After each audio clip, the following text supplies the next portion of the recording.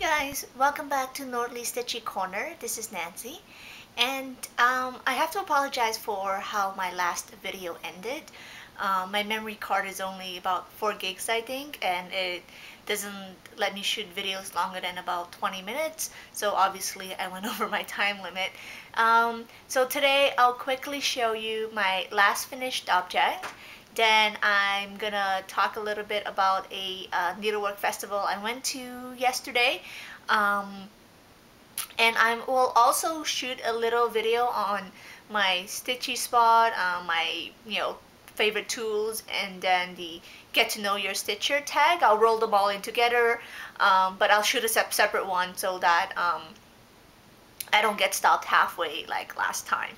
So the last finished object that I forgot to show you last time was another Game of Thrones piece. Shortly after I finished the bookmarks, I really wanted to stitch another one. And I searched online. There weren't that many out there because, as you can imagine, they were not licensed. They're probably still not licensed yet at this point. But I found a seller on eBay who had a kit of Daenerys, and I really liked it. She was based in the UK, but shipping was really quick, and I started on a project somewhere in late 2012, I would say, the fall of 2012, and I finished it early in January or so this year. Finally got it framed over the summer, and here it is, my beautiful Daenerys. This is my favorite piece because this is my first complicated design, I would call it. It's not a large piece, but it did have some confetti in it. It's a very simple chart, I would say. No back stitching. It's just all those little shadows to give it definition, like the eyes. Really love that, and then the shape of the mouth and the chin. What I did not like about this chart, though, is that the transition, the blending between the different colors is not as great. It's not what I would, from a Heaven and Earth design, I would expect pretty much flawless blending. But here, it's a simpler chart, it's a cheaper chart, so I imagine, this is what you get. It's still okay, I wouldn't rip it out and do it over again, obviously, but I'm pretty happy with it. And this is also the first piece that I had professionally framed. I think they did a really great job. I'm still trying to get used to how expensive professional framing is, especially since I cross stitch for decoration. So most of the things I'm stitching right now, I plan to frame and put it on the wall somehow. So we'll see how that goes. But yeah, this is one of my best finishes, and I love it. And then yesterday was the Creative Festival in Toronto. It's basically a crafts festival where the majority of the booths are on quilting and beading, scrapbooking, those kind of more mainstream popular crafts. But there were 2 cross-stitch stores and also 2, what's it called, smaller independent designers there. So I had a pretty good time, especially since as a student, I get a really great discount. Only costs $5 to go there for the full 3 days versus $15 for an adult per day. So I'm pretty happy about that. And it's also right next to my my place, so it's very convenient for me as well. So I had a great time walking around, and I picked up some little things, mostly patterns. I wasn't really looking for floss. They didn't have much except for some DMC and Krennic. I got some glow-in-the-dark Krennic. Let me just grab it. Let's see. Here it is. It's a little spool of glow-in-the-dark Krennic. And I picked it up because someone did a video of the little ghost from Mario, and she did it in the glow-in-the-dark thread. I thought it was adorable, so somehow, either I have to stitch that or somehow we'll find a way to stitch it into a design. So the other patterns I got is very excited about this one. In my last video, I mentioned the Tiny Modernist. I've stitched a few of her designs, and I was very excited to see that she would be at the festival. And I got to meet her and talk to Cheryl, the designer, in person, and she's a lovely, lovely, lovely person. Yeah, and I walked away with a whole bunch of her designs. Generally, I like to stitch larger things, but I like her designs because they're smaller and they'll be great in between stitching as well as subway stitching. I do take the subway to work. So here we go. I'll show you the first one. Of course, this is Toronto, my city. So this will make a great little piece. And then there is also San Francisco.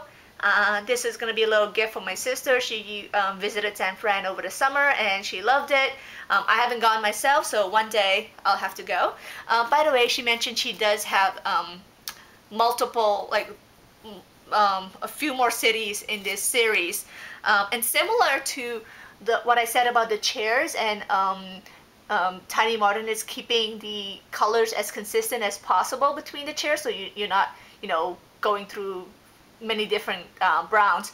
She purposely keeps the color scheme kind of similar so that A, you have to floss already, and B, if you try to make this into like a whole collection of cities, then they go together as well. So really appreciated that. Next one is a little gnome, sweet gnome pattern. This reminds me of my childhood because when I was a kid, I used to read books about a gnome called David. And yeah, it kind of looks like him. Now I look at it and I really should have gone and bought the I don't know if it's Krennic or if it's Treasure Braid, but the one that has the wispy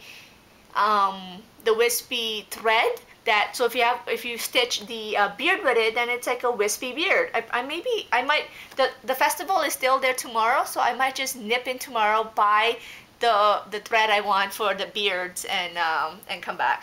I also like this pattern because I have some silks coming in from Moe's, and I think it would be really nice to stitch this with some of the silks. Alright, and then she pulled out, I was chatting with her, and she pulled out a pattern to show me, and it was instant love, and I had to have it right away. And that's the Viking pattern. I think it's adorable.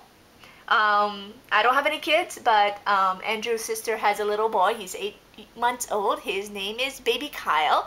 I might stitch this for him, or I might just stitch it for myself because, oh, look at these Vikings. They are adorable. I love it. And then the last one is what she is just, to me, she's just so well known for is the modern design. Very minimalistic, simple, and these are very iconic, I guess, kitchen gadgets of the mid-century modern, the 50s to 60s era. I just love it, like little Pyrex bowls here, and I just love it. So I don't know if I will stitch a big piece out of it. I might just do little pieces again, but yeah, really great patterns. Very happy with my little haul from her store. Then I went to another small designer. Her store is called Primary Square. Here's her business card. And I get the impression that she is probably like a textile artist who got into cross-stitching, and she sells her finished pieces, and then she compiled a little book of patterns. Here it is.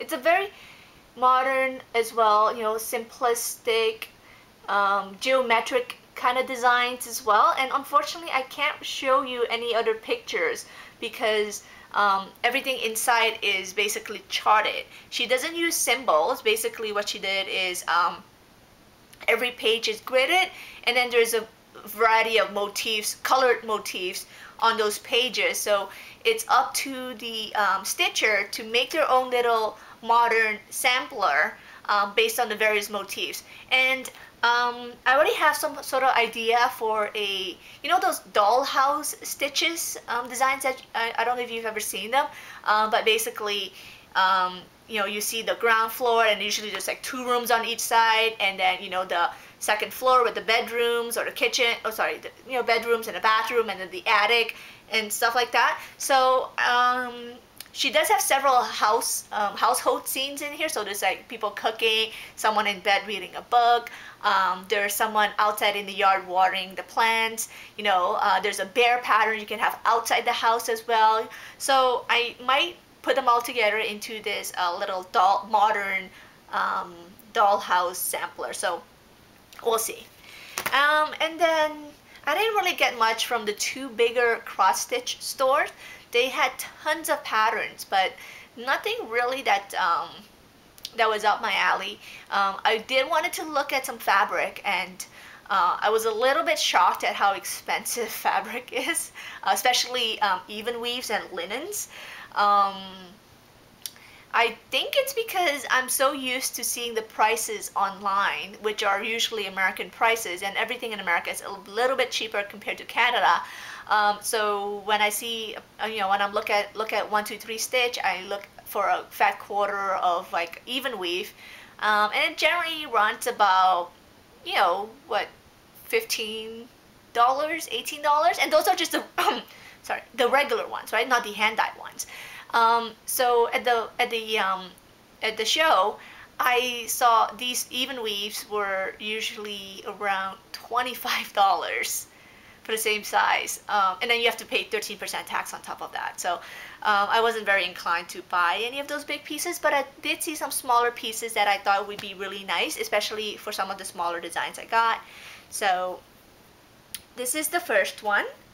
It's a 28 count legacy cashel linen. It's a little bit mottled effect, like almost like an old book parchment, but a little bit lighter. It's about 15 by 18, so it's a nice size that I can use. And then the other one I got, which is actually really my favorite, is a small piece of 32 count Belfast in the Haunted colorway. I think it's called Haunted? Yeah, Haunted. It is this gorgeous gray with, you know, this beautiful hand-dyed effect. It's a little bit smaller at 12 by 17, but I think I can put a, you know, some sort of design on it. Maybe even the glow-in-the-dark thread. But yeah, this is probably my favorite piece, and I wish I could have a much bigger piece of fabric. Anyways, so that is my haul from yesterday, and in closing, I just want to say a few words about enabling. So before I started watching the floss tube videos, I was pretty good at keeping my cross stitch stash in check. I would buy what I need for my next project, and I would only have like maybe 1 or 2 next projects, you know, on the horizon, because I wouldn't go really out of control. But ever since watching your floss tube videos, it's not just that, but also earlier this year, in the summer, I visited a local needle store for the first time, and really, designers need to start taking better pictures of their finished pieces, because what I see online, like in pictures, does not do their piece justice. When you go to a store and you see a finished object hanging on the wall, framed, it is just so beautiful. That's when I saw Mirabilia design. I was like, wow. And Lavender and Lace, I was like, whoa. And Shadow Lanes, I was like, man, I can't believe how beautiful and how intricate these pieces are. But you can't really tell it from the designer's website or any of the you know, retail websites that sell these. It's only recently through cross-stitch forums or blogs or floss tubes where the stitchers actually take very, you know, beautiful close-up pictures of the work or videos of the work that I realize how awesome they are and how much I want to stitch all of them. This is kind of really funny because when, you know, I saw the Mirabilia stuff and I'm like, ah, it's really beautiful, but not really up my alley. I'm not really into mermaids and, like, you know, fairies and things like that. But since watching Floss Tube and you guys stitching it up and showing it off and everyone talking about the stitch along in January and everyone showing off what they're gonna stitch, I find myself browsing the Mirabilia website. I know. I haven't quite decided yet that I'm gonna join or not. It's just, you know, we're you know, me and Mirabilia, we're doing this flirtation thing right now, so we'll see if that leads anywhere. So on that same note, so I've been really feeling the bug to go out and buy all these awesome materials that you show on your videos. So, and since I'm a weak person, because obviously I can't resist it, I've purchased quite a few things over the last few weeks. But due to the nature of online shopping, and some of them I've asked the vendor to hold on to it because I wanted to add more stuff to it, so to combine shipping and whatnot. But the fact of the matter is, I haven't received a single package yet, and this is awful because I feel like I'm just gonna keep on buying and buying and buying because the urge, um, for fancy new material hasn't been. It's still there. It hasn't been satisfied yet. So I really, really can't wait. I think next week I should be getting most of the packages in.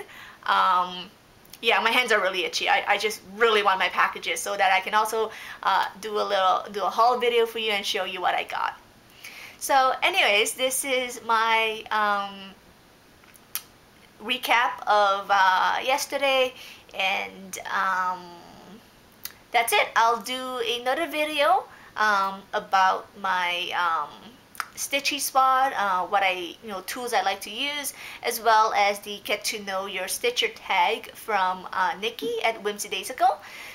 So thank you so much for watching my videos. Thank you so much for subscribing. Thank you so much for commenting. I feel so fortunate to be part of the FlossTube community.